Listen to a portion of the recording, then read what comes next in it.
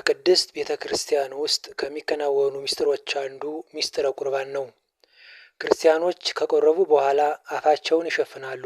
ለምን እንደሆነ ጥያቄ ከሆነባችሁ ምክንያቱን ዛሬ እነግራችኋለሁ። አብራችሁኝ ቆዩ። የቅድስት ኦርቶዶክስ ተዋሕዶ ቤተ ክርስቲያን አስተምሮ የመጨረሻው ዓላማ የሰው ልጆች ሁሉ ለድነት ማብቃት ነው። የሰው ልጅ ለድነት እንዲበቃ አምኖ መጠመቅና የቅድስት ቤተ ክርስቲያንን ስርዓቶች ማክበርና መፈጸም አለበት። በቤተ ክርስቲያን ውስጥ የሚደረጉ ሃይማኖታዊ ድርጊቶች ሁሉ የራሳቸው የሆነ መጽሐፍ ቅዱሳዊ መሰረት አላቸው።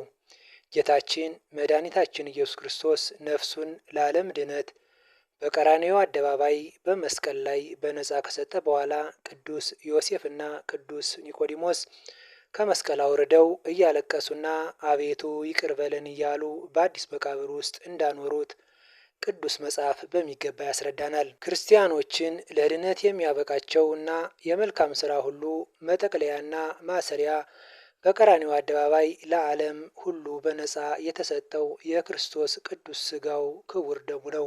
ቅዱስ ሥጋውን ክቡር ደሙን ከመቀበላችን በፊት በምንቀበልበት ጊዜና ከተቀበልን በኋላ ልናደርጋቸው የሚገቡ ጥንቃቄዎች እንዳሉ ቅድስት ቤተ ክርስቲያን በሚገባ ታስተምራለች። ክርስቲያኖች ቅዱስ ሥጋውን ክቡር ደሙን ከተቀበሉ በኋላ አፋቸውን በነጠላቸው ወይም በአዲስ ጨርቅ ይሸፍናሉ። ዛሬ ክርስቲያኖች ቅዱስ ሥጋውን ክቡር ደሙን ከተቀበሉ በኋላ አፋቸውን የሚሸፍኑባቸውን 5 ምክንያቶች እነግራችኋለሁ። አንደኛው ዮሴፍና ኒቆዲሞስን ምሳሌ በማድረግ ነው። ዛሬም ካህናት ቅዱስ ሥጋውንና ክቡር ደሙን ከቅዳሴ በኋላ አፋዊ ድፋቸውን በሳሙና አጽድተው ልቦናቸውን በንስሐ በወለወሉ ምዕመናን ልብ ውስጥ ይቀብሩታል።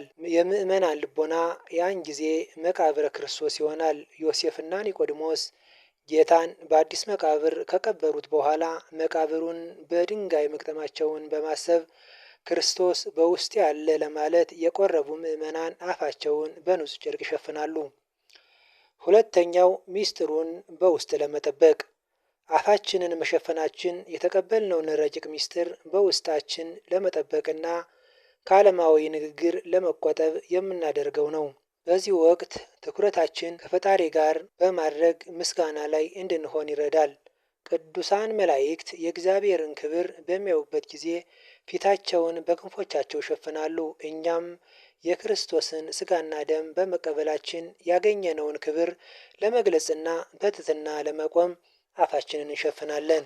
ሦስተኛ ለእኛ የተከፈለውን ውለታ በማስታወስ ክርስቶስ ለእኛ ያደረገው ነገር በዋጋ የማይተመን ማንም ሊከፍለው የማይችል ነው። ለእኛ ስትል የተቀበልከው መከራ ከመናገር በላይ ነው ስንል አፋችንን እንሸፍናለን። አራተኛው የወደፊት ውሳኔያችንን ለማሳወቅ ክርስቲያኖች ቅዱስ ሥጋውን ክቡር ደሙን ሲቀበሉ እግዚአብሔርን በልባቸው አንግሰውት ይኖራሉ። የማይነጣጠል አብሮነት ይመሰርታሉ። ይህንን በጥብቅ ለማስረዳት በዮሐንስ ወንጌል ምዕራፍ 3 ቁጥር 20 ላይ እነሆ በደጅ ቆሜ አንኳኳለሁ፣ ማንም ድምፄን ቢሰማ በሩንም ቢከፍትልኝ ወደ እርሱ ገባለሁ፣ ከእርሱም ጋር እራት እበላለሁ፣ እርሱም ከኔ ጋር ይበላል በማለት ፈቃደኛ ሆኖ የልቦናውን በር ለሚከፍት ሁሉ እግዚአብሔር አብሮት እንደሚኖር በግልጽ ያሳየናል። እኛም ፈቃደኛ ሆነን ካንተ ጋር አብረን ለመኖር ወስነናል፣ የልቦናችንን በር ከፍተናል ስንል የወደፊት ውሳኔያችንን ለማሳወቅ ከቅዱስ ቁርባን በኋላ አፋችንን እንሸፍናለን። አምስተኛውና የመጨረሻው ለአክብሮተ ሥጋው ደሙ ነው።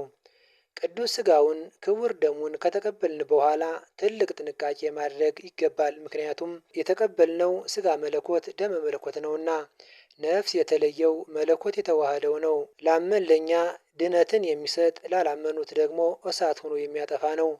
ስለዚህ ይህንን የክርስቶስ ክቡር ሥጋ ቅዱስ ደም ማክበር አለብን። የምናከብረውም ምራቅ እንዳይገባብን በመጠንቀቅ ነፍሳት ወደ አፋችን እንዳይገባ በመከላከል ነው። ይህንን መለኮታዊ ሥጋና ደም ለማክበር አፋችንን እንሸፍናለን።